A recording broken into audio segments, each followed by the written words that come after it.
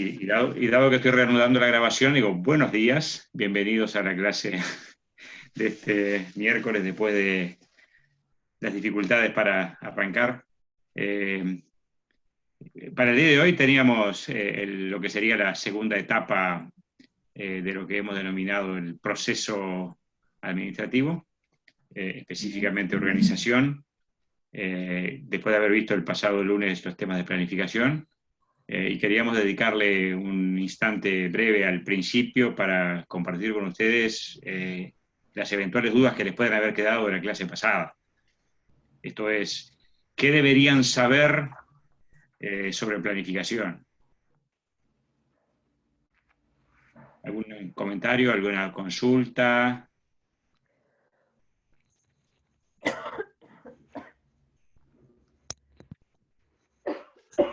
Eso, ¿cuáles deberían ser los puntos que deberían tener bien claro de planificación? Eso, esa es la pregunta.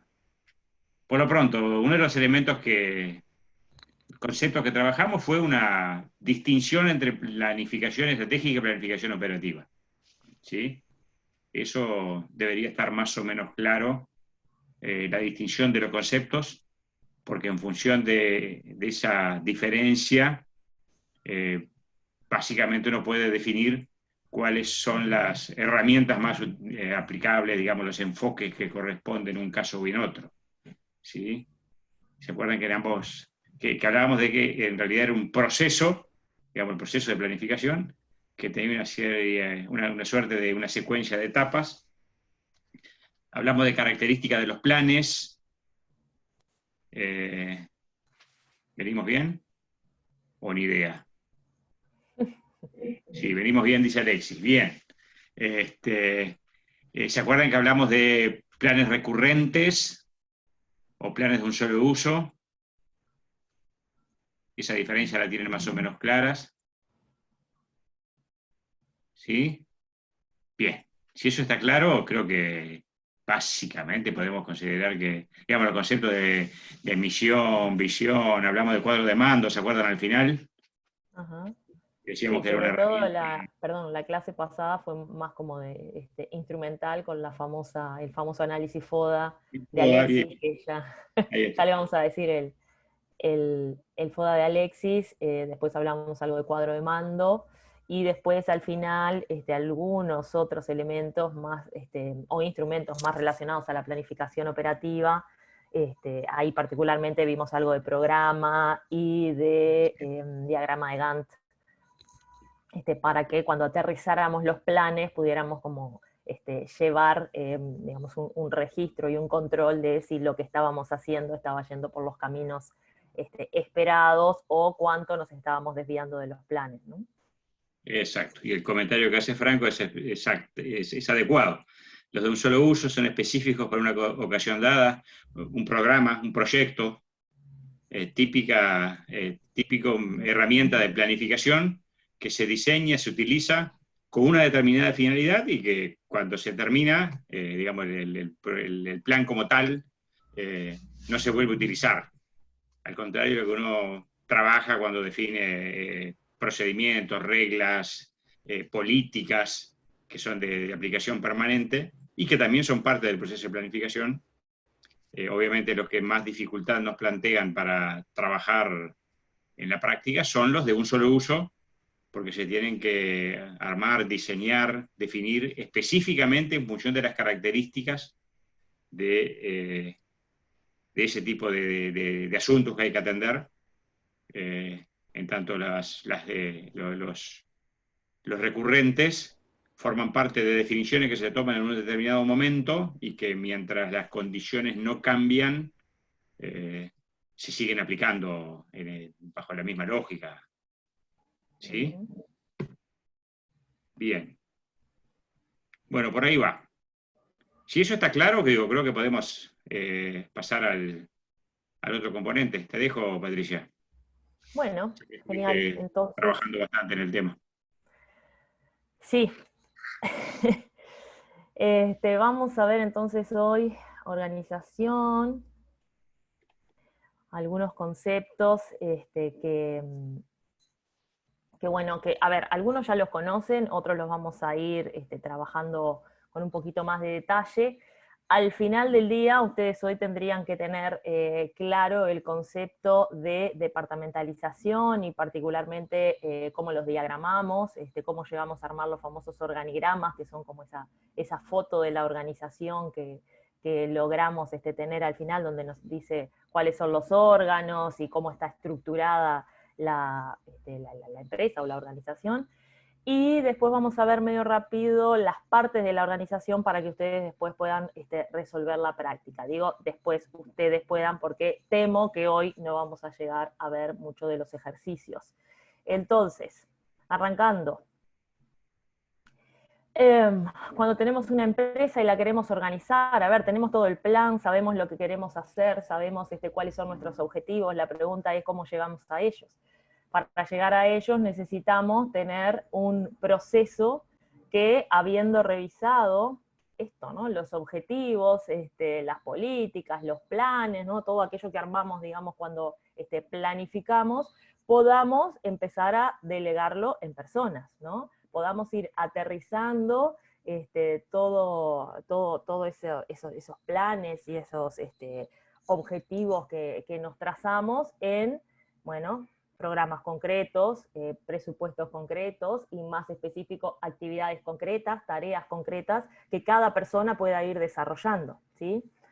Ahí entonces viene el momento de decir, bueno, si sabemos todo lo que tenemos que hacer y sabemos cuáles son las actividades, las expresiones mínimas de cada una, para lograr el objetivo, cuáles son todas las expresiones mínimas, cuáles son las tareas que yo tengo que hacer, voy a empezar a agruparlas y voy a ir repartiendo el quién hace qué. Ahí es donde yo empiezo a crear los órganos, que ahora vamos a verlo con un poco más de detalle, pero empiezo a armar, a decir, bueno, este departamento se va a encargar de realizar estas tareas, ¿sí? Y así voy a ir desarmando mi conjunto de actividades en tareas para los diferentes sectores, departamentos que yo vaya teniendo en la organización, que a ver, pueden ser muchos, pueden ser pocos. Nos vamos a acordar siempre de la compañera que quizás esté por acá, que tenía una juguetería o algo así, y ella era todo en su organización. Bueno, ella le va a tocar tanto el plan como organizar y dirigir y coordinar y controlar, ¿no? O sea, va a tener que hacer todo. En ese caso, la agrupación de actividades va a ser tan sencilla con un criterio tan común como soy la única que estoy y tengo que hacer todo. Si nosotros somos varios en la organización, vamos a empezar a dividir eso en función de algunos criterios que nos van a permitir la especialización, ¿no? Bueno, ¿quién va a hacer determinadas tareas? Y quizás los que sepan más de ella, quizás los que tengan un uso más regular. A ver, a veces pasa que necesito, qué sé yo, una máquina. ¿A quién se la doy? ¿A qué departamento? ¿Quién necesita computadoras cuando no tenemos demasiados recursos? ¿A quién le doy la computadora? ¿Se la doy a procesos? ¿Se la doy a sistemas? ¿Se la doy a producción? ¿Quién la va a tener? Bueno, ahí empiezo también con esto de organizar los recursos que tengo y las actividades, a quién le va a tocar hacer qué cosas, ¿no? Necesito jefes, necesito gente que supervise y organice en cada departamento o en cada sector lo que le toca hacer a cada persona. Y necesito después volver a coordinar cada uno de estos trabajos, ¿no? Porque como decíamos al principio, como dijimos en otras clases, bueno, cuando yo divido el trabajo está genial, cada uno sabe lo que tiene que hacer. Ahora, después, si yo estoy pretendiendo llevar adelante un plan, todas esas partes tienen que lograr una sinergia, ¿no? Todo eso tiene que volverse operativo y, digamos, tiene que ser funcional a la estrategia. Si cada uno hace su pedacito y no sabemos cómo coordinarlo, ¿se acuerdan aquello que hablamos de los mecanismos de coordinación de Mintzberg, cuando hablamos del adhesivo, aquel que pegaba un poco esta estructura de, bueno, cada uno hace su parte, pero después hay que coordinarlo y volverlo funcional a la organización, ¿no?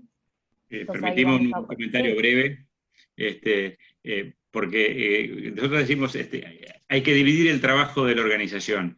El concepto de trabajo que estamos usando quizás vaya un poco más allá de lo que normalmente estamos acostumbrados a decir, trabajo en tal cosa. Que decimos, el trabajo de la organización en el sentido de todas las actividades que tiene que desarrollar la organización que las vamos a estructurar, las vamos a tratar de organizar. Por lo tanto, interpreta en este sentido, este concepto de división del trabajo bajo esa lógica. O sea, todo lo que yo identifico dentro de lo que es la razón de ser de mi organización, ¿cómo lo voy a estructurar? De eso trata esta etapa del proceso administrativo. Uh-huh. Bueno, y entonces decíamos, yo al final voy a tener que dividir todas estas actividades y asignárselas a diferentes órganos. Y dentro de los órganos voy a tener personas que se van a encargar de llevar adelante las tareas, ¿no?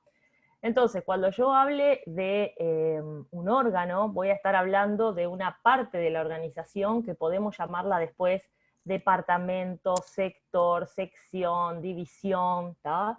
El nombre va a depender absolutamente de la empresa o la organización donde yo esté, ¿sí? Pero lo que tenemos que tener claro es que yo en un órgano voy a depositar ciertas funciones especializadas para que se lleven adelante. Ese órgano va a estar compuesto por distintos cargos, ¿sí? Que a su vez van a ocupar las personas. Ahora, cuando yo estoy hablando del cargo, estoy hablando de algo impersonal, de una entidad, como dice allí, que me nuclea un conjunto de tareas que son similares, ¿sí? Entonces, es un cargo ser el decano de la facultad, y es un cargo ser el responsable del área de marketing, y es un cargo el de secretaria, ¿sí?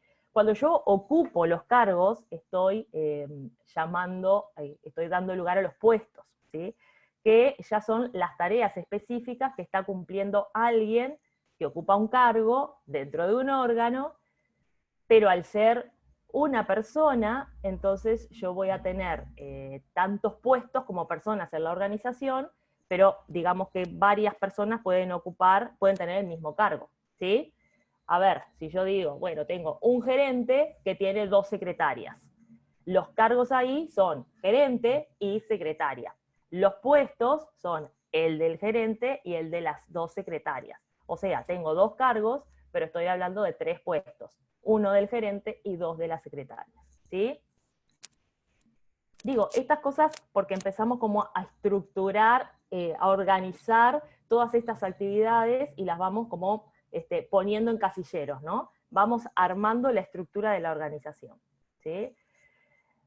Hoy vamos a aprender a hacer los organigramas, y alguna estética similar a esto es lo que tienen que lograr cuando los estemos armando, ¿no? Si ustedes ven, los organigramas tienen en general, no siempre, pero una estructura bastante triangular, ¿sí? Con una cúpula estratégica, con un órgano de dirección arriba, y después la gerencia, los departamentos, secciones, sectores que se van abriendo hacia abajo, con un responsable en cada uno de ellos y un conjunto de personas que realizan las tareas, ¿tá? Si ustedes ven acá, me pone como ejemplo, bueno, un órgano es la sección almacenes, otro órgano es el departamento de recursos materiales, ¿sí? La gerencia de operaciones es un órgano diferente. A los efectos prácticos, cada cuadradito, digamos, que tenemos, termina siendo un órgano, ¿sí? Dentro de la sección almacenes podemos tener como cargos, acá en el ejemplo, me maneja encargado de almacén y auxiliar de expedición, pero también me cuenta que en los puestos puedo llegar a tener 2 auxiliares de expedición, uno Luis y uno Jorge, ¿tá? Esto para que tengamos claro cómo es que vamos a ir armando nuestra estructura organizacional, ¿sí?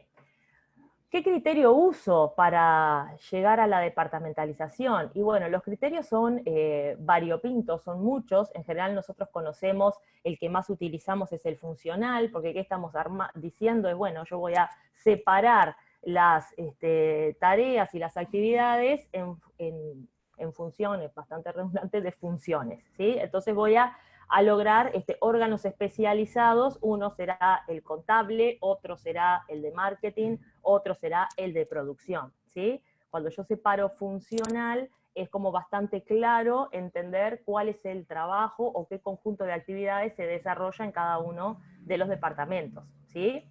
Después acá van a tener unos cuantos que ahora vamos a ver, por productos, por clientes, geográficos, por procesos, mixto y matricial. La mayoría de las veces en las organizaciones ustedes van a estar usando un criterio mixto, que un criterio mixto es el que combina algunos de los criterios que están detallados allí, ¿sí? Y el matricial es el más complejo y ahora los vemos, ¿no? Entonces, una departamentalización funcional clásica sería, tengo una gerencia general de la cual dependen una gerencia de administración y finanzas, una comercial, una de operaciones. Pueden ser N más, ¿tá? Pero acá es como a los efectos del ejemplo, ¿sí? Por productos, bueno, acá me cambio, la organización vende, produce, hace cosas tan disímiles que vale la pena partirla en unidades de negocios que respondan a cada uno de los productos que vendo. Entonces acá me dice, bueno, sería deseable que esta empresa, por ejemplo, se partiera en una división o un departamento de productos farmacéuticos, otro de productos veterinarios, otro de productos químicos. ¿Cuál es la lógica de esto? Bueno, que son tres productos bien diferenciados y que probablemente el hacerlos sea diferente. O sea, a ver, porque probablemente después, bajo este departamento de productos veterinarios, volvamos a tener una división que en algún momento puede llegar a ser funcional, ¿no? Acá ya tendríamos un conjunto, una departamentalización mixta, si yo dentro de productos veterinarios parto eso en, por ejemplo, ventas y producción, ¿sí? Y así me va a pasar con cada uno de los distintos departamentos. El Dilo, típico Jorge. ejemplo que usamos en Uruguay y que todo el mundo conoce es ANCAP. Uno dice, ¿ANCAP qué es? Es una organización que produce combustibles, esa era la lógica de la sigla, combustibles, alcohol y Portland. Y uno dice, cada uno de esos negocios potencialmente podría ser una empresa independiente. O sea, uno dice, ¿qué tiene que ver combustibles con Portland? Y uno dice, bueno, desde el punto de vista del proceso de producción, desde la materia prima, desde los canales de distribución, desde los clientes, todos distintos. ¿Se entiende? Entonces dice, bueno, esa lógica tiene que estar incorporada en el nivel más alto de la organización como primer criterio de distinción, de departamentalización. Esto es, lo que tenemos que respetar es esa característica específica de cada unidad de negocios al nivel más alto de la organización. Porque de lo contrario, lo que vamos a estar haciendo es tratando dentro de la categoría de clientes a los que van a la estación de servicio a poner combustible con los que consumen Portland. Uno dice, no, mira, que unos son obras de construcción que no tienen nada que ver con el ciudadano de a pie, o de a pie, no, en auto, que pone combustible.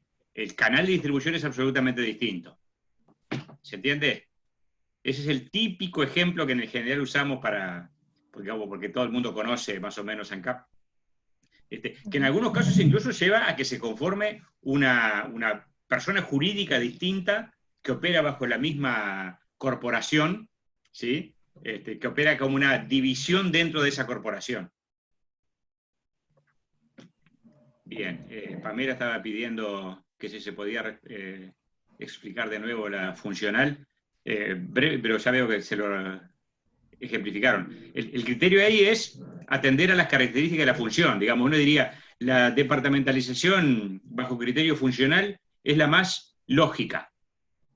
¿Por qué? Porque en general uno se especializa en el desempeño de alguna función. Uno, digamos, se forma, gana experiencia haciendo alguna cosa que tiene que ver con una determinada función. Por lo tanto, en general las organizaciones, sobre todo las de tamaño más chico, el primer criterio que se utiliza es funcional. Incluso en las más grandes, cuando el primer criterio no es funcional, en general el segundo criterio sí es funcional. ¿Por qué? Porque es el más lógico. Es el que de alguna manera apunta a la especialización que naturalmente ganan las personas, que tiene que ver con el desempeño de alguna determinada función. Y el ejemplo de alguien le pregunta, era para una departamentalización por productos. No, yo lo que quería decir es que en lo funcional es cuando uno se imagina, bueno, ¿y dónde querés trabajar? Uno en general piensa con ese criterio, dice, bueno, en recursos humanos, en el área contable. Bueno, ahí lo que está pensando es en qué área se quiere desarrollar con un criterio bien funcional. Bueno, en función a lo que estudié y donde me especialicé, es donde quiero trabajar. ¿Tá? Entonces las organizaciones a veces se parten así desde el principio, o sea, la primer línea, el nivel más alto, va a estar armado justamente en función de las funciones. A veces no, por lo que explicaba Jorge recién. ¿Sí? Acá tenemos otro que es por clientes, y lo mismo es, organizo la empresa en función de los clientes que tengo que atender. El criterio es similar al del producto, o sea, mis clientes son tan diferentes entre sí que vale la pena establecer áreas que atiendan a los clientes por sus características. ¿Sí? Acá está armado mayoristas, minoristas a medida. Se podrían pensar en las tiendas cuando tienen hombres, mujeres, niños. ¿Sí? Quizás el criterio acá está usado dentro de una gerencia comercial, ¿no? O sea que ya estaríamos en un segundo nivel. No está pensado este ejemplo a primer nivel, ¿no? Porque acá tendríamos una gerencia general de la cual dependen la comercial, la de producción y la de finanzas, y la comercial está partida para atender las características bien diferentes de estos tres tipos de clientes. ¿Ah? Estar preguntando ahí por todas las combinaciones. Todas las combinaciones se pueden dar. Lo que en general decimos es que el criterio funcional, en general, si no está en el primer nivel, está en el segundo. ¿Por qué? Porque es el más lógico, es el que de alguna manera se enfoca en la especialización. Un ejemplo de departamentación por clientes, que creo que en general también se entiende bastante, es, piensen, lo menciono porque son organizaciones, empresas que todo el mundo conoce. Obviamente decir Banco República en el Uruguay, todo el mundo sabe lo que es. Bien, entonces piensen ustedes que ahora son un productor agropecuario y que utiliza para financiar su producción, no me acuerdo quién era de Lascano acá, y digamos, supongan que ustedes son productores de arroz. Sí, bueno, el productor Alexis, ahí está. El productor arrocero, cuando va a solicitar un crédito al Banco República, va y hace la cola que hacen a fin de año los jubilados para pedir el préstamo, el denominado de la Caja Nacional, el crédito social, o con seguridad va a que lo atiendan en una gerencia específica que atiende créditos agropecuarios. Con seguridad va a una gerencia específica que atiende a todos los productores agropecuarios. Y muy posiblemente exista alguno especializado en el negocio arrocero. Y uno dice, ¿por qué? Porque las características de esos clientes son absolutamente distintas. Un cliente típico del denominado crédito social es un cliente absolutamente estandarizado, que normalmente está, gran parte de la tarea está descentralizada en las propias empresas donde trabaja la gente, o si es a través de una retención, que digamos, la gran mayoría tienen retención en el sueldo, y si son pasivos, en la jubilación. Entonces, para el Banco República ese es un producto absolutamente atomizado, que cuanto menos gente venga a la dependencia, mejor, y por lo tanto lo ponen en la web y dicen, gestiónelo a través de la web, que la tasa de interés le va a salir más barata. ¿Por qué? Porque si viene a la dependencia, me cuesta mucho más caro atenderlo. No venga. Y la forma que tiene de incentivar a que ese cliente absolutamente atomizado no venga es, le cobro menos interés si usted no viene. Hágalo por la web. Sin embargo, el productor arrocero, para volver a Alexis, el productor arrocero muy posiblemente tenga un grado de complejidad que requiere una atención específica para cada situación.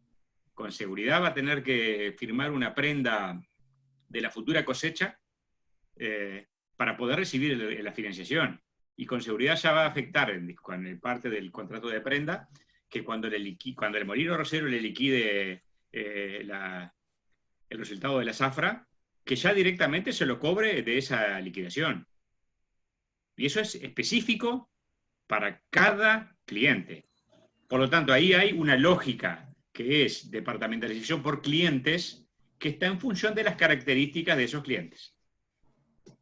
Bien, por ahí veníamos. Bueno, la siguiente que vamos Aparicio, a ver sí, es correcta tu afirmación, Aparicio. La siguiente es la departamentalización geográfica, y acá me pone como ejemplo cómo puedo yo organizar la gerencia de operaciones.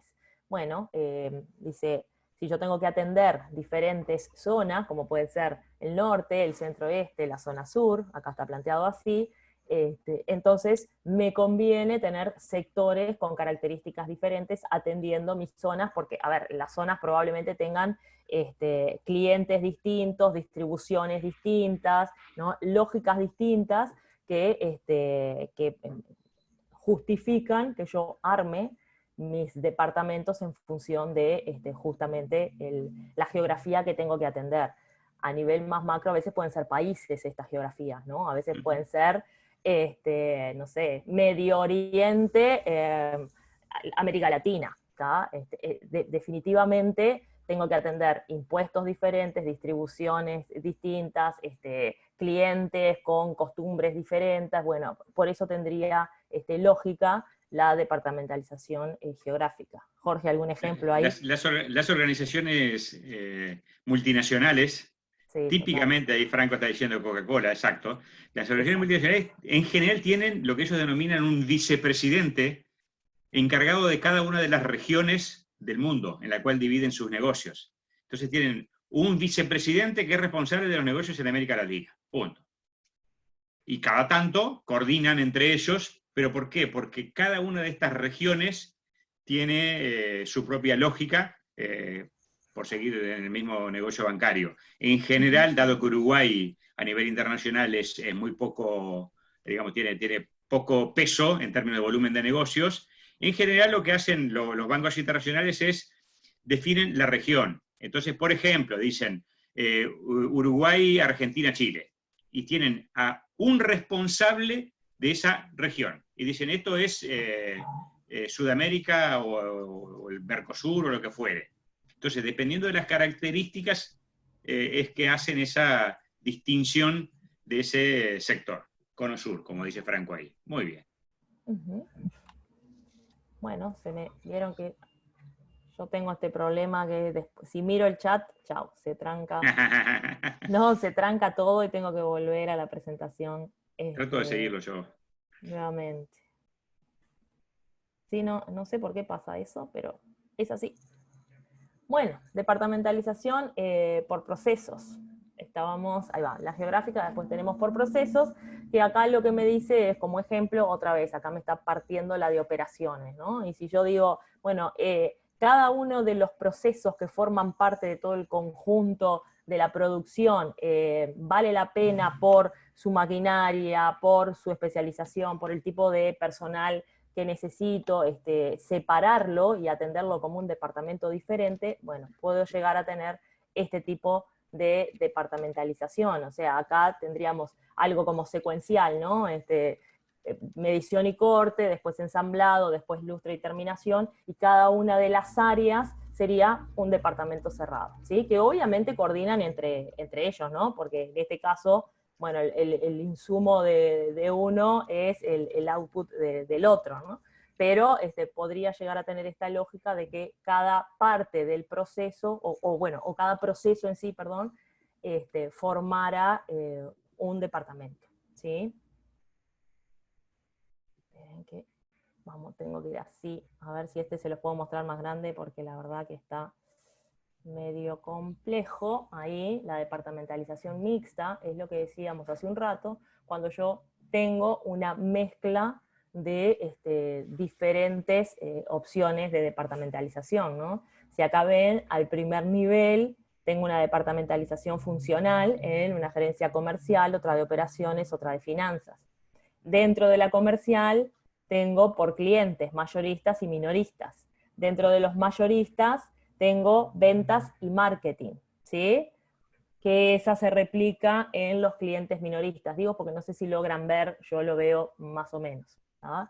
Dentro de la de operaciones voy a tener una geográfica, y así, administración y finanzas vuelve a separarse funcional, ¿no? Entonces, acá lo que termino teniendo es un criterio mixto que ya les pido, no lo confundan con el criterio matricial, porque a veces tienen esa tendencia a decir, el matricial es el difícil, y lo confundo con el mixto, que es el que combina cosas. No, el matricial combina cosas, pero en general está combinando en general una departamentalización por proyectos con una departamentalización funcional. ¿Ah? ¿Qué me quiere decir este diseño extraño? Bueno, que yo normalmente en mi empresa puedo llegar a tener una estructura definida, pero que trabaje atendiendo a diferentes clientes, diferentes proyectos, y eso me implica tener personas que estén formando parte de un departamento que a su vez la misma persona forme parte de un proyecto, ¿sí? Entonces, yo voy a tener, por ejemplo, en este caso, tampoco extraño el dibujo, lo que me dice es que yo, para hacer la consultoría de la empresa A, pintada en una línea celeste, necesito personas que trabajan normalmente en el departamento fiscal, en el de recursos humanos, en el de organización y sistemas, en el de informática, ¿sí? Entonces yo empiezo a tener personas que van a estar tanto perteneciendo a un departamento, al fiscal, como siendo parte del proyecto de consultoría de una determinada empresa, ¿sí? ¿Qué me pasa con esto? A veces, si se acuerdan de Fayol, lo primero que ustedes deberían decir es que acá se puede generar un problema de que voy a tener dos jefes a la vez. Si yo soy del departamento fiscal, seguramente tenga mi jefe en ese departamento y a su vez tengo al jefe del proyecto, el señor López, que me va a dar indicaciones sobre mi rol dentro del proyecto de consultoría, ¿sí? Entonces, cuando estoy dentro de una departamentalización de ese estilo, lo que me va a pasar es que voy a tener personas que pertenecen a un órgano y a su vez están trabajando, por ejemplo, en un proyecto. Yo trabajé una vez en una empresa que teníamos una división geográfica, ¿sí? Y una división funcional. En realidad yo pertenecía al área de operaciones, pero tenía a mi jefe dentro de mi jefe de Uruguay, ¿sí? A ver, estaba el de Uruguay, el de Argentina, el de Chile, el de, bueno, éramos Cono Sur, así que básicamente nosotros teníamos esa estructura de 3 países a la vez. Y acá las dificultades que se generan son de este estilo, ¿no? Bueno, hay que armar los reportes para el departamento de operaciones para cerrar el mes, pero a su vez viene el de Uruguay y te dice, tenemos que ir a visitar un cliente hoy. ¿A quién le hago caso? ¿Cómo me organizo? ¿Sí?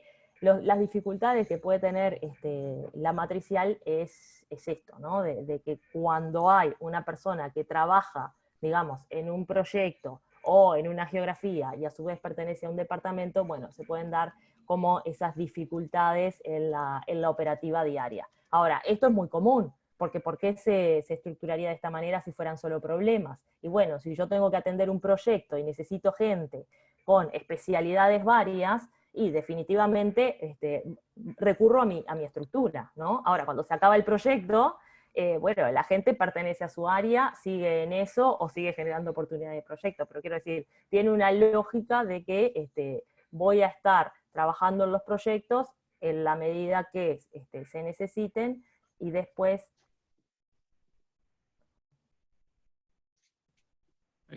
Se me cortó tu sonido, Patricia, no te escucho.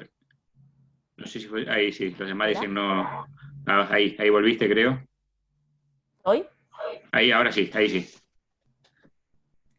Bueno, no sé dónde había quedado. No, no, la última parte, digo, apenas sentí que dejabas de hablar, pero digo, aprovecho ya que la interrupción para poner un ejemplo muy, muy cercano, Patricia y yo. O sea, digamos, de alguna manera, sin tener un reconocimiento formal de que tenemos una estructura matricial en la facultad, indudablemente lo tenemos. Ustedes saben que ocupamos diferentes lugares en la facultad y dependiendo de cuál sea el lugar, el rol en el cual nos estemos moviendo, es la estructura dentro de la cual estamos insertos. ¿Sí? Entonces, si uno, voy a hablar de mi situación personal, uno puede decir, y mira, yo, dado que sos el decano de la facultad, te ubico en el nivel más alto, en la estructura de la facultad. Sí, perfecto, bien. Pero cuando estoy en este rol, por ejemplo, soy tan docente de un grupo de administración y gestión de organizaciones como Patricia.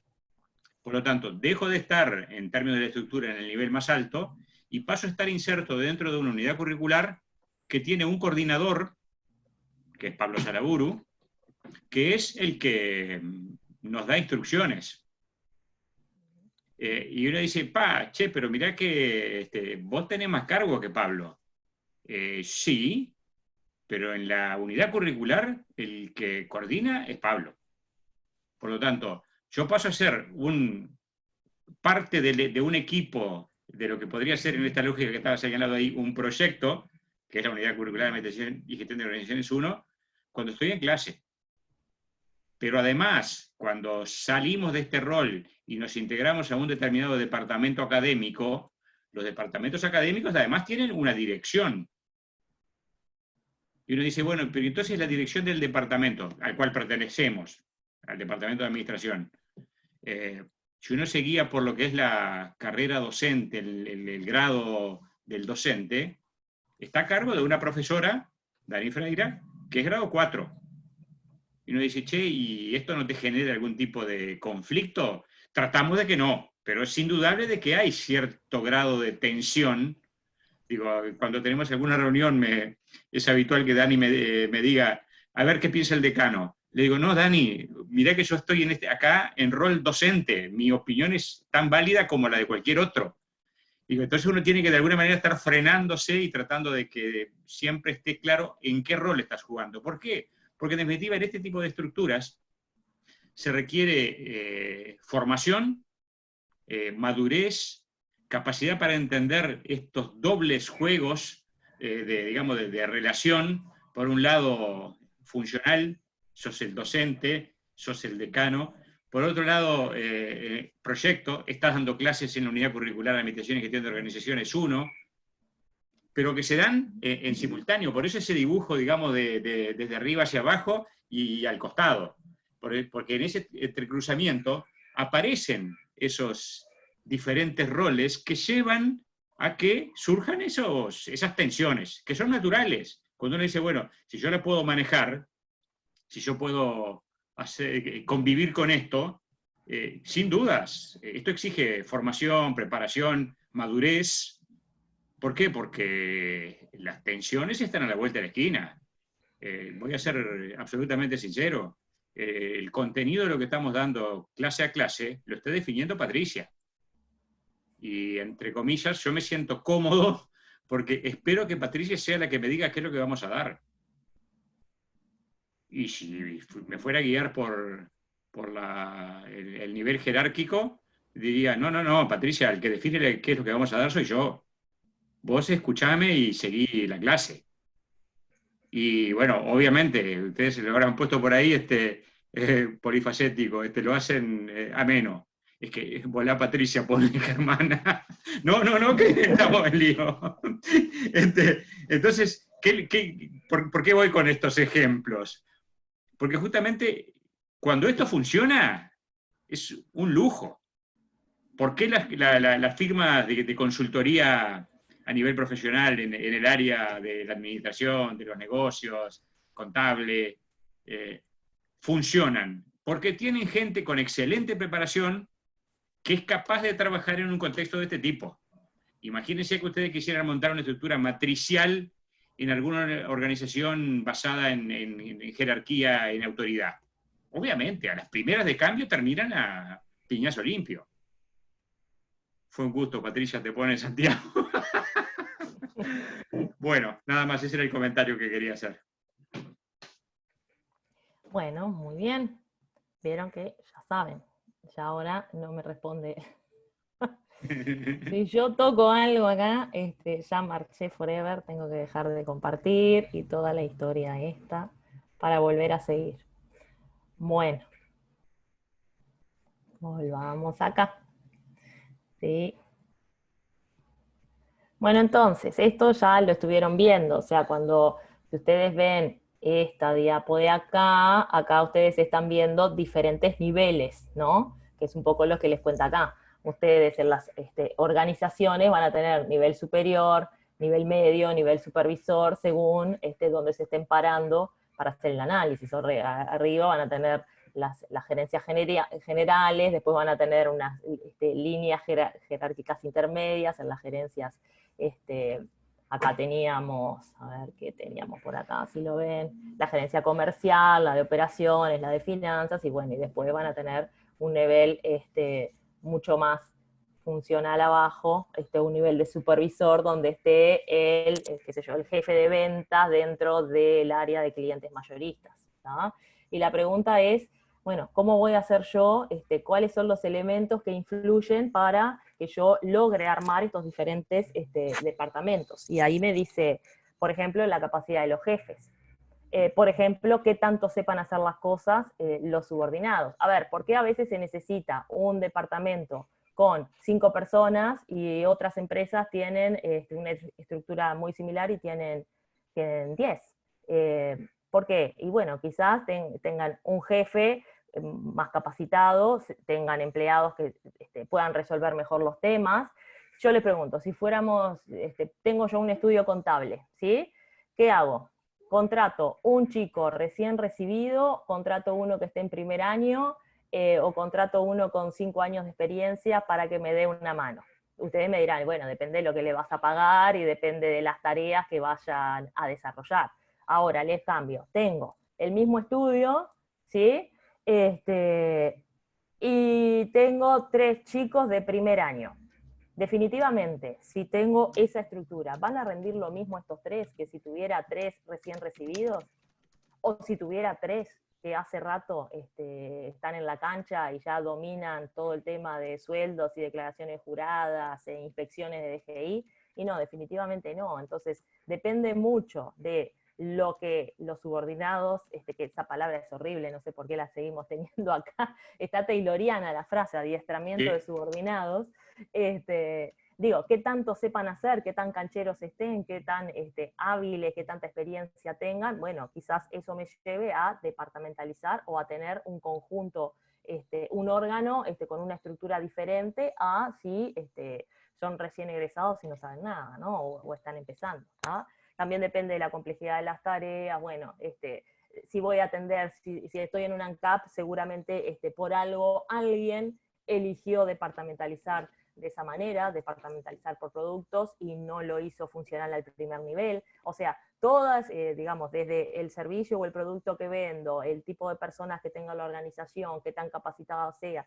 qué tan compleja sea la tarea, y bueno, lo último para mí es un poquito más relativo, pero porque las personas pueden llegar a tener mucha ambición, pero la cabida que te puede dar la organización no necesariamente atiende a las ambiciones personales de cada uno, pero bueno, nada, ahí está como otro factor que pudiera llegar a determinar la departamentalización. ¿Cómo elijo yo quién hace qué cosa? ¿Sí? Y normalmente lo que se dice es que hay ciertos criterios para asignar las actividades. O sea, ¿quién va a pasar las boletas de compra? Pregunto. ¿Quién va a ser? ¿A quién se lo doy? ¿A finanzas? ¿A marketing? ¿A producción?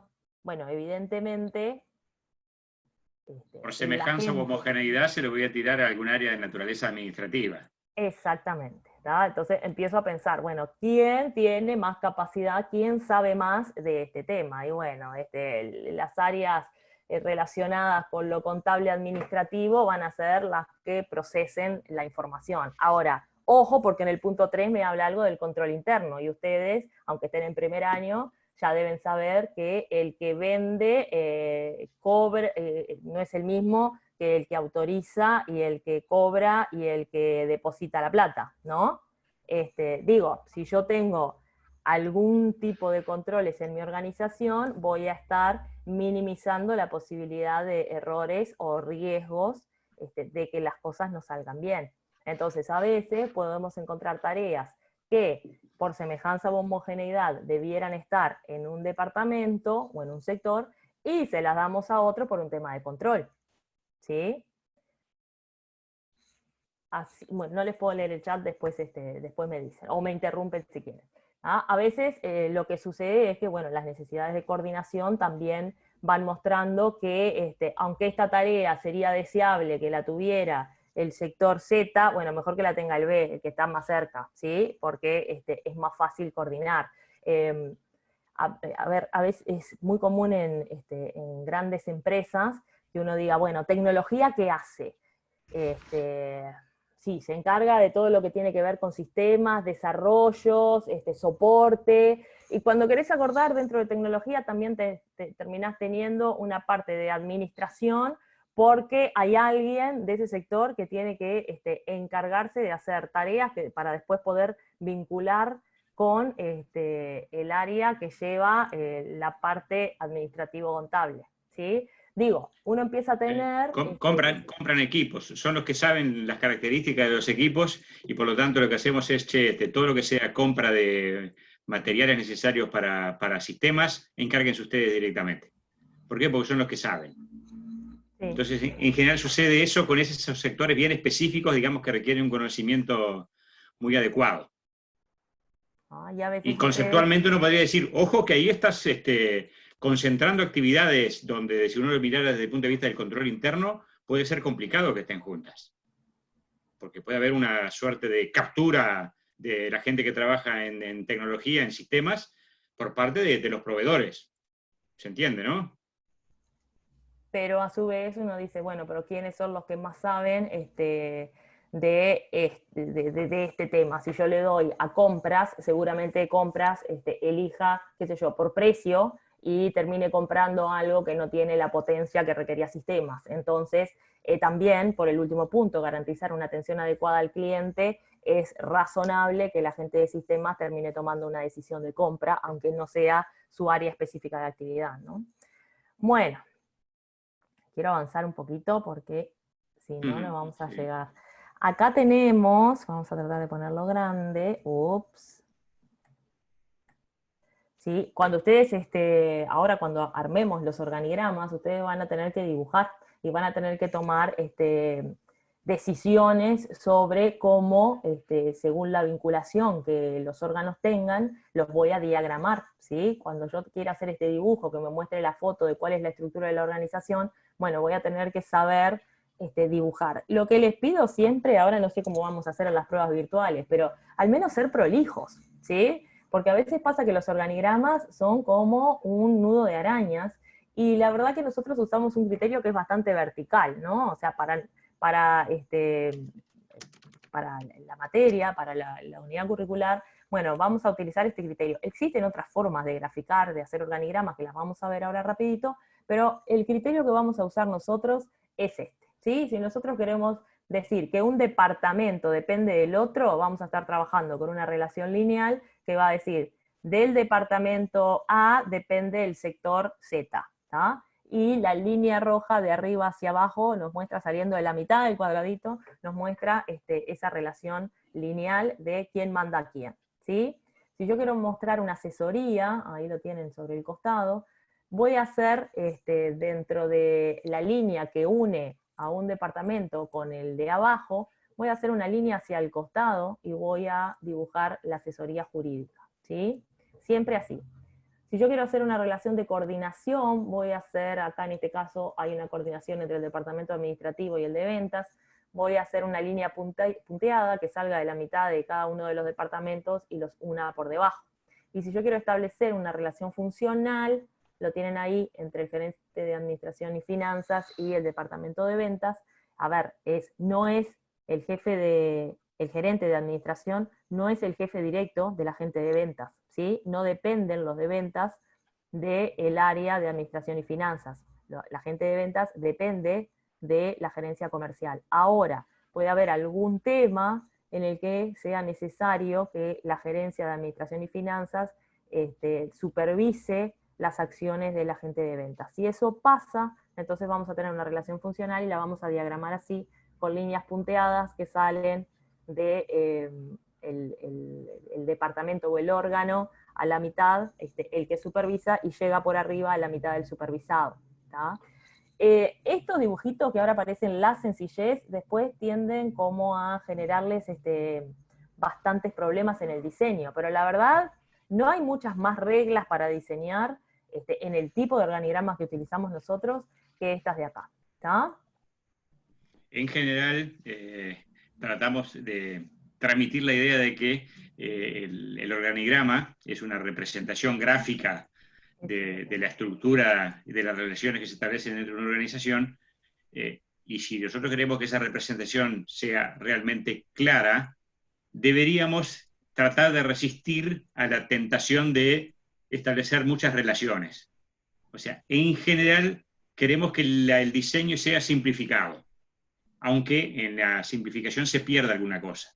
¿Por qué? Porque si ponemos demasiadas relaciones, con seguridad el diseño va a ser muy complicado y se va a perder de vista lo que queremos transmitir. En general, por ejemplo, ahí tienen ustedes todas las relaciones que estábamos hablando recién. Las relaciones de tipo funcional, al estilo de gerencia de administración y finanzas sobre el departamento de ventas, que tienen esa línea punteada en diagonal, y la relación de coordinación entre el departamento administrativo y el departamento de finanzas, son líneas que complican un poquito el dibujo. Entonces, normalmente cuando nosotros vemos un organigrama, ese tipo de diseños no aparece. Lo que sí les pedimos es, cuando nosotros estamos trabajando en clase y les planteamos específicamente la existencia de ese tipo de relaciones, sí lo grafiquen. ¿Por qué? Porque justamente lo que nosotros queremos que ustedes aprendan, que sepan. ¿Sí? Y por eso es que, digamos, este comentario de decir, bueno, bien, pero ojo que yo con el organigrama lo que quiero fundamentalmente es distinguir niveles jerárquicos, esto es, de arriba hacia abajo, en este caso ahí hay 3 niveles, ¿sí? Definir cómo se distribuye el trabajo, cuáles son los criterios, y ahí, por lo tanto, los cortes que uno hace a nivel vertical, donde tengo básicamente esas dos gerencias, por un lado administración y finanzas, y por otro lado comercial, y las relaciones entre ellas. Y esos son los 3 elementos que aparecen en un organigrama. Cuando nosotros lo empezamos a llenar de líneas, lo que hacemos es perdemos esa claridad. Por eso, una vez más, cuando en clase trabajamos, cuando en algún caso práctico señalamos la existencia de algún tipo de relación de tipo funcional o de coordinación, ahí lo grafican. Porque es lo que queremos saber si ustedes son capaces de hacerlo. En la práctica, normalmente ese tipo de relaciones no se grafican. En la práctica, en la vida real. ¿Sí? A eso voy. Sí, y podemos tener diferentes formas.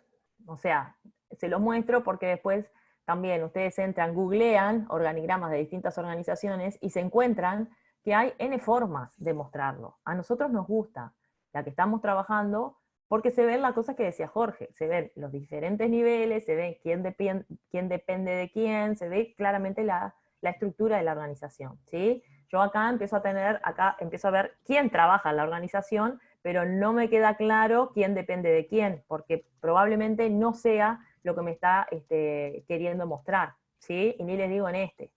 ¿Ah? Son distintas formas de graficar, pero nosotros vamos a usar el que es vertical, ¿sí? Nosotros vamos a usar este sistema para sacarle la foto a la estructura de la organización. ¿Ah? A ver, Bueno, anda un poquito atrás, que me está preguntando alguien ahí sobre el tema del asesoramiento, un poquito más atrás. Porque ahí, esa. A ver, en ese caso, ustedes ven ahí, aparece la asesoría jurídica, ¿sí? ¿Qué es y la relación que se establece, vieron que está ahí la línea horizontal, por debajo de la gerencia general? ¿Qué es lo que implica eso? Que esta asesoría lo que hace es, digamos, está en una relación desde el punto de vista jerárquico, es menos que la gerencia general. ¿Sí? Es claro que es menos en términos de nivel jerárquico. Pero está no dependiendo de la gerencia general, sino asesorando a la gerencia general. Lo que hace la asesoría jurídica tiene una relación de asesoramiento. O sea, lo que hace es da su opinión, que es eso, una opinión en función de la naturaleza de los temas que trata, en este caso jurídicos, que no es vinculante. O sea, la gerencia general perfectamente puede hacer lo que la jurídica dice o no. Uno diría, es más vale que haga, porque si es un tema jurídico y no lo hace, muy posiblemente tenga algún problema. Pero la idea es esa. O sea, la asesoría jurídica está ahí porque su rol es asesorar a la gerencia general. ¿Se entendió un poco ahora Sí, era Gonza Rodríguez que estaba preguntando. bárbaro. Bueno, entonces les decíamos, estas son distintas formas, no las vamos a usar, nosotros nos vamos a quedar con la vertical. ¿Tá? Bueno, ¿dónde vamos a ver estos dibujitos en empresas serias que se precien de tal? Vamos a tener manuales de organización y funciones, ¿sí? Que ahí va a estar la parte formal de cuáles son los objetivos de la organización, va a aparecer el organigrama, va a aparecer el cometido de cada uno de los órganos, o sea, cuáles son los objetivos de cada uno de los órganos y las descripciones de los cargos, ¿sí? Esto, a ver, va a ser mucho más complejo, pero cuando ustedes alguna vez, supongo, si buscaron trabajo, a veces en bueno, el Gallito ya no usa más, pero el BuscoJobs y todos esos lugares, CompuTrabajo y todos esos lugares que buscan ustedes, bueno, alguna vez pueden llegar a ver alguna descripción del cargo de qué se hace, cuáles son las tareas asignadas, quién depende de quién y todo lo demás para poder entender, bueno, cuál es el cometido del cargo, ¿no? Cuál es la especificación de ese cargo y la descripción también. ¿Tá? Podemos llegar a tener también en las empresas manuales de procedimientos. ¿Estos qué van a recoger? Y bueno, no solo el temas de estructura, sino el qué se hace, ¿sí? Cómo se llevan adelante diferentes tareas, ¿no? Cuando yo tengo un procedimiento estandarizado, bueno, puedo documentar cuál es el paso a paso para desarrollar determinada tarea. ¿Por qué es útil esto? Bueno, la verdad que si yo entro a trabajar y en vez de explicarme todo, me dan un manual de procedimiento, yo quizás me sienta mucho más tranquilo. Yo puedo saber que ante cualquier duda puedo leer cómo es el procedimiento que tengo que llevar a cabo, ¿sí? Además, no es cada uno lo hace como le parece, sino que va a estar dicho de manera exhaustiva. ¿Se acuerdan lo que vimos de Max Weber en la otra clase, ¿no? En la burocracia? Bueno, yo voy a tener todo lo que es procedimientos estandarizado y escrito en un manual, que también lo vimos en Mintzberg, ¿no? Cuando hablábamos de estandarización de procedimientos. Lo voy a tener por escrito para consulta, para, como dice acá, pasárselo al nuevo personal cuando se incorpora, para saber cómo resolvemos determinados temas y no inventar la rueda cada vez. Es útil desde ese lugar, o sea, de que yo también en cada uno de los órganos y para cada uno de los cargos y particularmente a cada persona desempeñando su puesto, le puedo llegar a dar los manuales de procedimiento para que sepan cuáles son los métodos que tiene que aplicar al trabajar. Obviamente esto tiene desventajas y es el tema de la rigidez y el tema de que a veces los procedimientos necesitan acompañar la realidad y muchas veces los manuales no se actualizan a la velocidad que se cambian que cambia la realidad, ¿no? Entonces, es interesante tenerlos, también es muy interesante pensar cómo vamos a manejar la actualización de todo lo relacionado con manuales de procedimientos, porque no está bueno pensar que voy a tener por escrito un conjunto de tareas que está modificado y que nadie lo trasladó al manual, ¿no? Entonces, como dice acá, bueno, pueden ser rígidos, pueden enlentecer el trabajo cuando alguien tiene, a ver, y si volvemos otra vez a la burocracia, un poco lo que decíamos la otra vez, muchas veces nos damos cuenta que hay procedimientos que se pueden solucionar de una manera más sencilla, pero si la gente, los empleados, se agarran de lo que dice el manual y probablemente perdamos la posibilidad de resolver los temas de una manera más rápida, ¿no? A su vez, deja para atrás todo lo que tiene que ver con la creatividad y el aporte que pueden llegar a hacer las personas a sus tareas del día a día. ¿Sí? No, lo dice en el manual, entonces lo hago de esta manera. Y de verdad se pierde mucho esto de adaptabilidad. Esa es como el problema principal, junto con la falta de actualización de los manuales de procedimientos. Sepan que, a ver, como lo que hablábamos el otro día, pero entonces, ¿sirve o no sirve? Sí, es útil. Piensen que tuve una alumna una vez que me contó que en su primer semana de trabajo, no quiero mentir, no me acuerdo si era la intendencia, era un órgano de estas características, estuvo una semana, literal, una semana, leyendo manuales. Entonces, horrible. Y obviamente lo que ella decía es, una cosa es, ahora, con 2 años de experiencia, sé lo que leí en ese momento, ¿tá? Otra cosa es, la inducción fue, sentate acá y léete estos 10 manuales, cualquier cosa nos preguntas, ¿tá? Esa fue su primera semana de trabajo. Entonces, la riqueza que puede tener un manual es, sí, claro, le explico al nuevo cómo hacer las cosas. Ahora, mientras no estás en la cancha, es muy difícil que entiendas lo que está escrito en el manual, ¿tá? Entonces hay que saber manejar este tipo de cosas. ¿Es útil? Es útil. Tengo que saber cómo usarlo y cómo mantenerlos, ¿sí? Y también, si yo quiero apelar a las buenas ideas, las nuevas ideas, la iniciativa, bueno, cuidado con esto, que a veces son muy coartantes de lo que la gente puede llegar a aportar a la organización, ¿tá? Bueno, lo último, como para que puedan armar los ejercicios. Las partes de la organización según Mintzberg. ¿Se acuerdan de esto?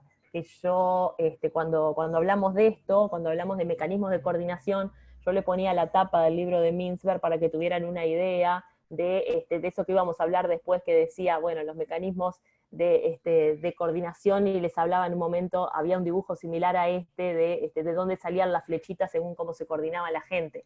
Entonces, el dibujo es un diseño que, bueno, que se maneja, él lo manejó, Mintzberg lo manejó en algún momento, y a nosotros nos quedó como esta estructura de robot, Dumbo, no sé, cada uno le pone el nombre que más le gusta, para entender que si tuviéramos que dividir la organización en partes, ¿sí? Podríamos llegar a ver una división como esta, ¿sí?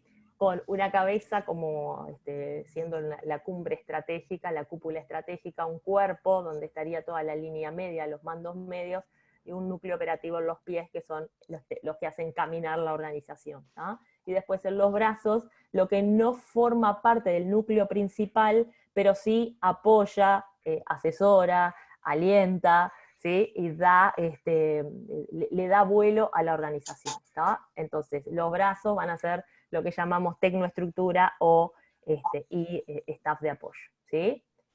Entonces, ¿qué voy a tener en la cúpula estratégica? Acá me dice directorio, la gerencia general, o sea, los que están para la planificación estratégica, los que piensan, los que toman las grandes decisiones, digamos, ¿no? En la línea jerárquica, todo lo que son las áreas las jefaturas, las encargaturas, que están en el medio. Abajo, en el centro operativo, a todos quienes desarrollan las funciones, que solemos verlo muy como de fábrica, ¿no? Pero otra vez, si vuelvo a mi ejemplo del estudio contable, serían las personas procesando la información y liquidando los sueldos y armando declaraciones juradas, ¿no? No tiene por qué ser siempre de overall un operario de fábrica, ¿ah? Dentro de la tecnoestructura voy a tener, y si se acuerdan de Mintzberg también, todo lo relacionado a la estandarización, ¿sí? La gente de organización y métodos, planificación, selección del personal, o sea, todos aquellos que aplican técnicas, los analistas que van a ver lo que se hace en la empresa y van a intentar facilitar el trabajo de los demás, ¿sí? Van a intentar estandarizar, pensar mejores formas de hacer las cosas para devolverlas al núcleo, que ahora lo vemos un poco mejor, ¿sí? Pero la tecnoestructura es uno de los bracitos.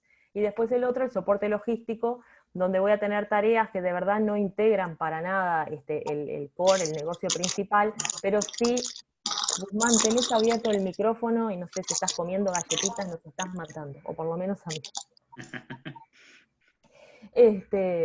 En el soporte logístico tenemos estas otras áreas que a veces son, a ver, una biblioteca quizás no sea soporte logístico en una facultad, ¿tá?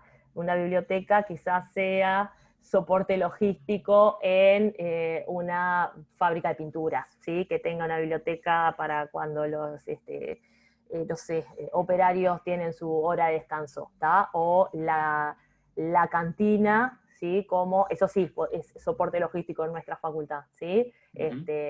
La gente no necesariamente, a ver, el trabajo que desarrolla no depende de que esté en una cantina o no, o sea, nosotros podríamos ir a dar clase, ustedes podrían ir a estudiar sin que la cantina estuviera, pero bueno, le da un soporte, le da ayuda a que las cosas y a que la gente opere mejor, ¿está? Entonces, rapidito, ¿Qué hace la cúpula estratégica? Y bueno, son los que llevan adelante la misión, son los que se encargan de las funciones globales y obviamente tienen amplias responsabilidades sobre la organización en general, ¿sí? Los que controlan, los que asignan los recursos, los que intentan satisfacer los intereses tanto de empleados como de clientes. A ver si lo podemos silenciar a Martín. Ahí. ¿Ah? Pero siempre al nivel más alto, ¿sí? Después en la línea jerárquica vamos a tener todos los órganos intermedios, la gente, son los que hacen algo parecido a lo que hace la cúpula estratégica para toda la organización, pero lo hacen para sus áreas específicas, ¿no? Son los que convierten o llevan adelante los planes estratégicos que tenemos para toda la organización, los arman en planes operativos y son los que ponen, están supervisando y alentando para que las personas de más abajo, digamos, de los sectores que forman el centro operativo, realicen las tareas, ¿no? También son los que, bueno, obviamente los que lideran, los que gerencian el clima, los que hacen que las cosas sucedan en el sentido de la supervisión y el liderazgo, ¿sí? Y acá, cuando llegamos al centro operativo, si estuviéramos en clase y ustedes estuvieran con el micrófono abierto, diría, estos son los que trabajan. Porque siempre la idea es que estos son los que trabajan, mientras los otros solo se encargaron de dar órdenes y estar lindos vestidos de traje. Pero no, sabemos que, a ver, para que una organización funcione, todos trabajan, cada uno haciendo la parte que le corresponde, ¿no? La actividad y la tarea que le corresponde. Entonces, en el centro operativo sí vamos a tener con los que están más como en la primera línea, haciendo las tareas, ahí claro, el dibujo ayuda a que uno piense que son los del overall, ¿no? Los que están de verdad saliendo a la cancha a hacer, a producir el auto, si es que estamos en una fábrica de autos, los que están en Conaprole vestiditos de blanco junto con los batidores de helado, o los que, bueno, yo les decía, si estamos en un estudio de abogados, los que van a estar procesando la información para atender los casos, ¿no? A ver, los centros operativos perfectamente pueden estar formados por profesionales, ¿sí? No quiere decir siempre que, que sean los de poco nivel instruccional, ¿tá? O sea, definitivamente un centro operativo puede ser esto, si fuera un buffet de abogados, bueno, todos los abogados prestando servicio a sus clientes, ¿tá? No lo asocien siempre con, bueno, con solo apretar la tuerca como Chaplin, pero sí Chaplin también estaba dentro del centro operativo cuando vimos la película Tiempos Modernos, ¿no? ¿Qué hacen ellos? Y bueno, son los que se tienen que encargar tanto de los inputs como los outputs, que supongo que eso lo podrán asociar, son palabras que, no sé, en alguna materia ya habrán visto, asociar con desde la recepción y el manejo de la materia prima hasta la producción y disposición justamente del producto final, ¿no? Y también los que están relacionados con el mantenimiento de máquinas, el control de stock, todo lo que tiene que ver con calidad, bueno, calidad, ojo, porque calidad puede estar en la tecnoestructura, pero sí de lo que tiene que ver con lo que están haciendo, ¿no? Responsables de el trabajo en su sector, ¿tá? Tecnoestructura, les decía recién, van a ser los analistas que toman el trabajo que sale de ese centro que vimos recién entre la cúpula, la línea y el centro operativo, lo toman, lo estudian, lo reformulan, ¿sí? Y lo estandarizan para que sea más sencillo trabajarlo en la organización, en el core, ¿no? En la parte media, ¿sí? En general, son los que van a estar normalizando o estandarizando las tareas. Por eso decían, la gente que trabaja en planificación, la gente que hace la parte de organización y métodos, todos los que piensan los mejores procedimientos, los que diseñan los formularios para que se utilicen en la empresa, ¿sí? De verdad son los que trabajan con el trabajo ajeno, digamos, ¿no? Analizan el trabajo de los demás y lo vuelven estandarizado para que se puedan tomar mejores decisiones, ¿no? La lógica es devolver desde un bracito hacia adentro información que permita una mejor forma de desempeñar las tareas o que ayude a la toma de decisiones, ¿sí? Y los últimos, la gente de soporte logístico, y estoy contenta porque quizás nos da para hacer algún ejercicio, es las personas que van a estar apoyando a la organización, pero que no forman parte de la misma, ¿sí? También es interesante esto que dice acá, cada una de estas unidades está bien especializada para dar un apoyo, ¿sí? Pero cada una de ellas se constituye en una pequeña empresa que podría llegar a tener su propio núcleo operativo diferente al de la organización. Por ejemplo, como hablamos hace un rato, la cantina en nuestra facultad. O sea, la facultad desarrolla sus tareas, nosotros vamos a clase, nosotros los apoyamos en vuestro desarrollo como futuros profesionales. Ahora, la cantina, si uno la piensa, no tiene nada que ver con esto, pero ahí está. Y hace que nuestras vidas a veces sean más sencillas, ¿sí? Son un negocio aparte y tienen su propio centro operativo, ¿sí? Si ustedes van a la cantina, van a ver a los muchachos cocinando o expidiendo las órdenes, trabajando mucho dentro de nuestra facultad, pero la verdad son un negocio aparte, ¿sí? Con su propia cúpula estratégica, línea media y centro operativo, ¿sí? Pero ahí están, para brindarnos soportes a nosotros para que podamos hacer nuestras tareas en el día a día, ¿tá? Entonces, con esto así como un paneo general de todo, nosotros podemos llegar a hacer algún ejercicio que me interesaría ahora, porque la clase que viene ya hay que cambiar de tema, hay que pasarse a la unidad siguiente. Por lo tanto, dejo de compartir acá, y alguien dice ahí, tiene que adaptarse al reglamento de facultad, que en la cantina, supongo que estás hablando de eso, Gasquet. Si es así, sí, claro.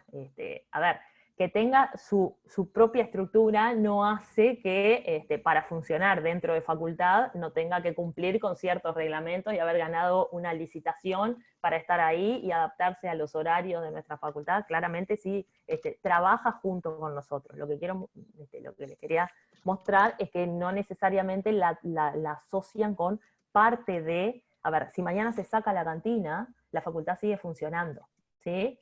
Ahora, si yo saco los departamentos de administración, contabilidad, métodos cuantitativos, bueno, la facultad no funciona más, ¿tá? ¿Se entiende? Esa es como la diferencia, ¿sí?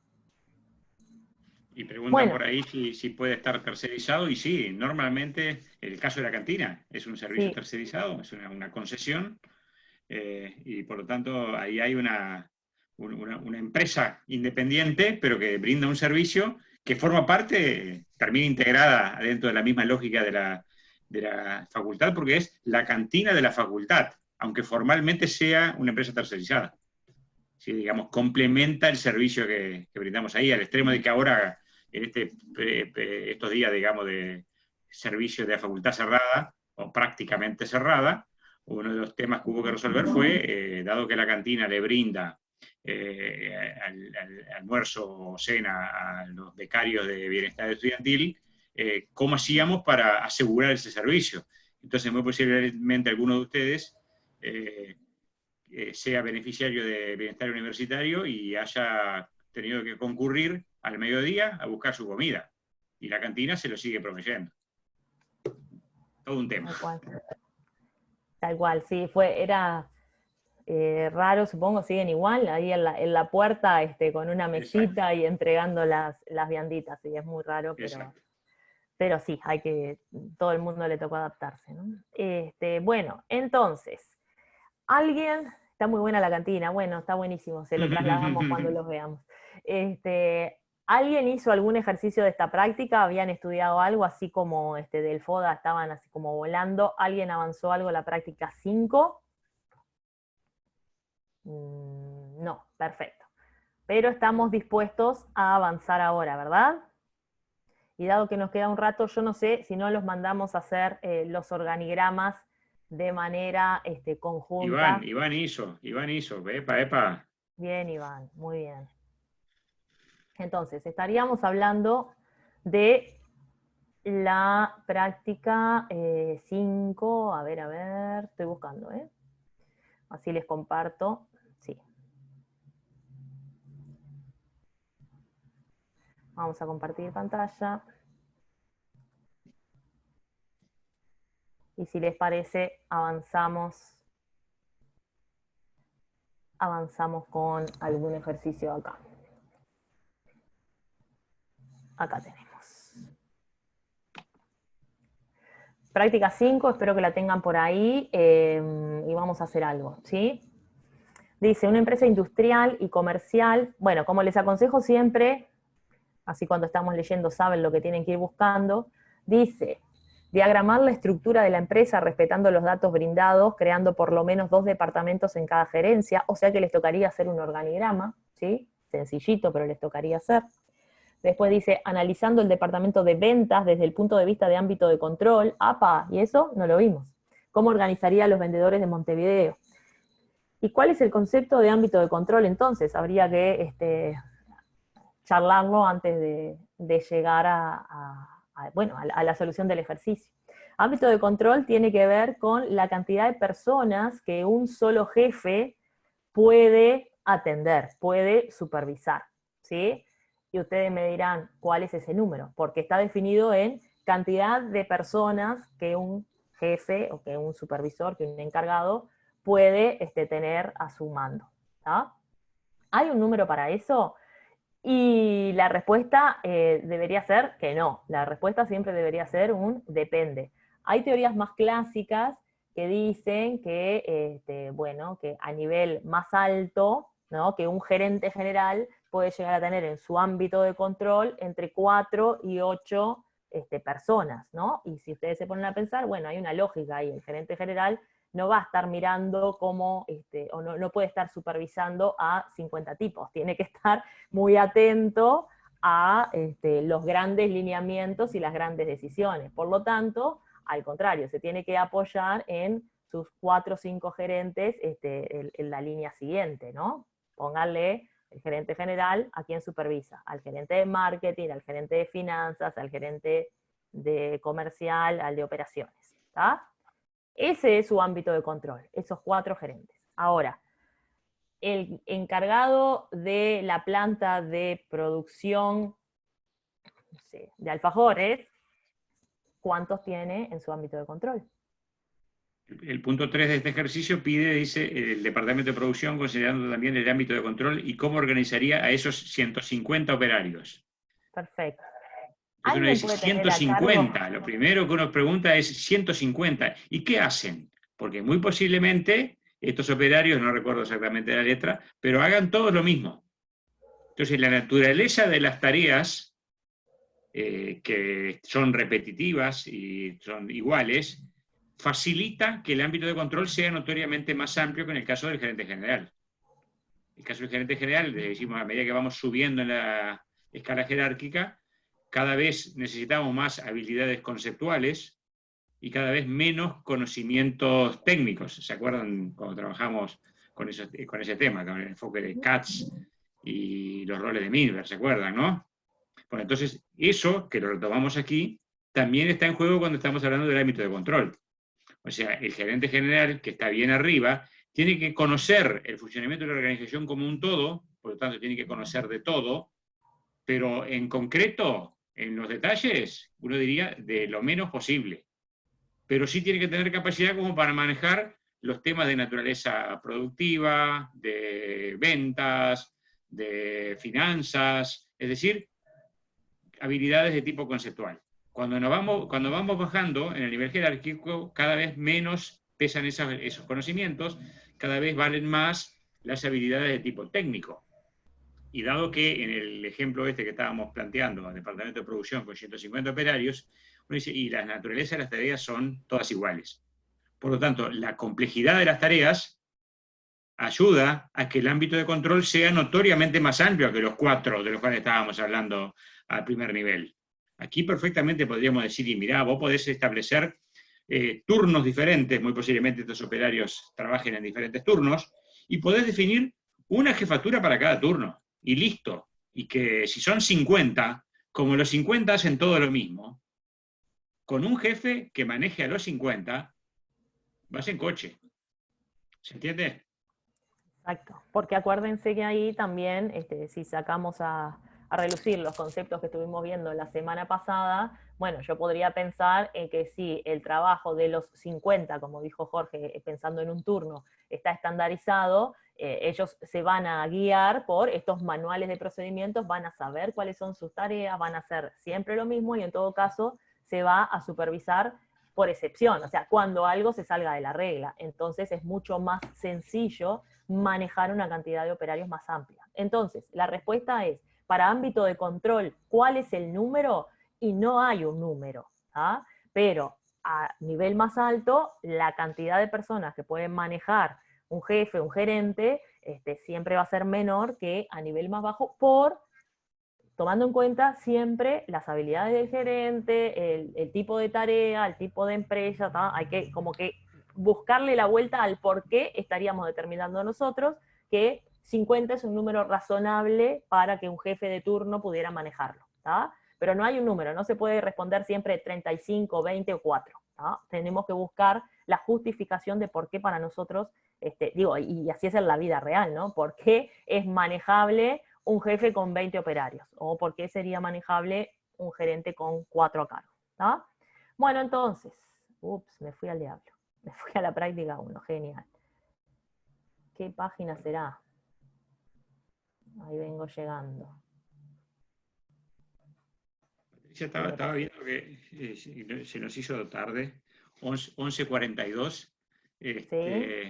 y me estaba preguntando un poco digo, a ver, si bien es cierto, de acuerdo con la programación original, podemos considerar que deberíamos haber terminado el tema, viendo un poco los comentarios de los gurises que decían que creo que solamente Iván era el único que había dicho que había hecho el ejercicio y ninguno de los demás, capaz que, no sé, estaría bueno de repente cortar por acá, Bueno, sí, dejarlos o yo no había pedirles visto la que hora. trabajen en todo caso y bueno, a ver, se van a meter con el control de lectura del sábado, digo, creo que es sano que así sea, Ujú.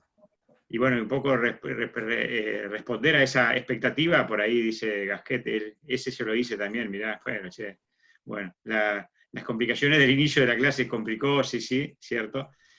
María Reina, no, a ver, solamente va elemento de las organizaciones y medio ambiente, solamente esos dos.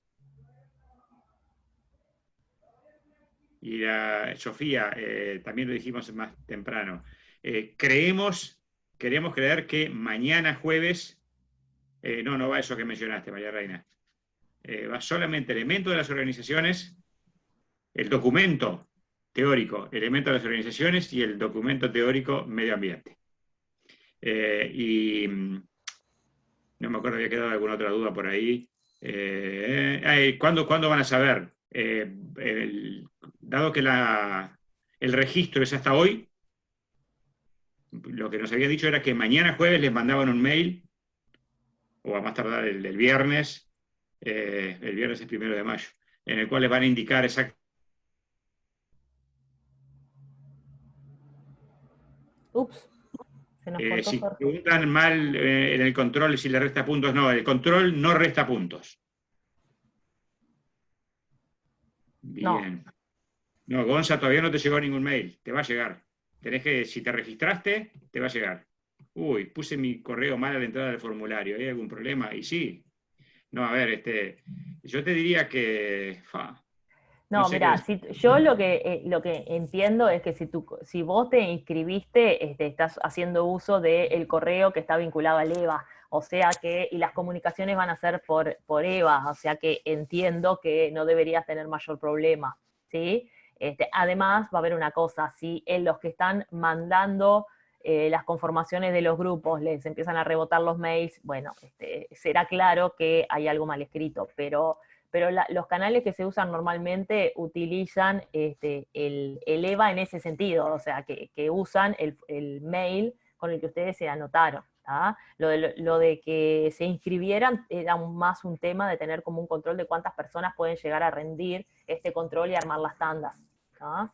Pero Juana Rodino está preguntando, dice que no hay ningún mínimo. Juana, juéguese por el máximo, Juana. Hay máximos en el control de lectura. 10 puntos en cada control, no hay mínimo.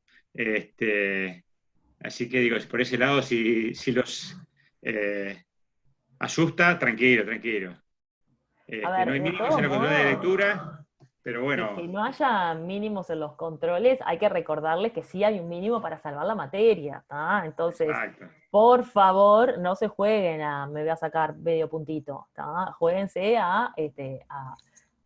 me saco todos los puntos, ¿sí? Porque es más Haga dice fácil, además, 100%, el sí, claro. control, claro, porque es más fácil tener más puntos en los controles que en las revisiones, ¿sí?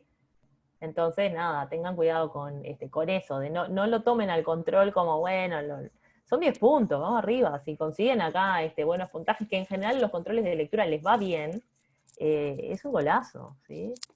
Lucía, te va a llegar el mail a partir de mañana, porque hasta hoy es el registro. Bueno, Bueno, entonces, las no hacemos revisiones, ¿cómo va a nada. ser? No, las revisiones van a ser más cortas de lo tradicional, eso sin dudas. Cada control vale 10 puntos. Son 3 controles en total. Uno va a ser ahora, este sábado. Los otros 2 ya están definidos, pero no recuerdo exactamente qué días era, digo, porque terminó de definir ayer. Los controles van a ser más cortos, muy posiblemente no más de 1 hora y media, muy posiblemente, y por lo tanto, si todo va bien, deberíamos estar teniendo, creo yo, un curso año 2020 que con todas estas condiciones que creo que va a ser incluso mejor que el año anterior. O sea, pese a todas las dificultades que estamos teniendo. ¿A qué hora suben esta clase a YouTube? En cuanto terminemos voy a intentar ver si puedo grabarla ya, porque así ya la podemos subir. Y bueno. Hacen 200 preguntas por segundo, pero, a ver, Más otra vez, práctico, no. El control de lectura es teórico. El control de lectura es teórico.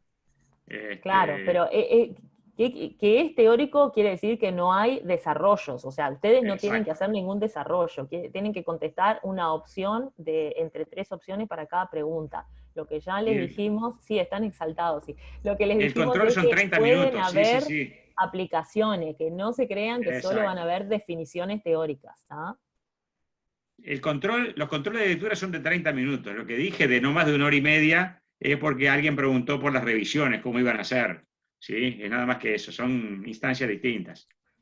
Tranquilos. Sí, sí, Bueno, están como locos. si dejan de Por preguntar, estudiar. me dan tiempo como para poder bajar la clase ya. Bueno, Bueno, hagan los ejercicios, ¿sí? La PPT, bueno, vayan, denme 2 segundos entonces que les paso. Se las subo en el foro, ¿está? Así Jorge exacto. puede grabar la clase y junto con la clase, si podemos disponer la clase, ponemos la clase y la PPT ahí, ¿está? Exacto. Bueno, Vamos chiquilines, arriba, nos chiquilines, con vemos. todo. ¿Qué tema la próxima clase? Dicen. Sí, dirección, ya arrancamos la Dirección. próxima, ¿no? ¿No? Sí, vamos por Exacto. dirección. Resuelvan los Bueno, ejercicios. Chao. chau.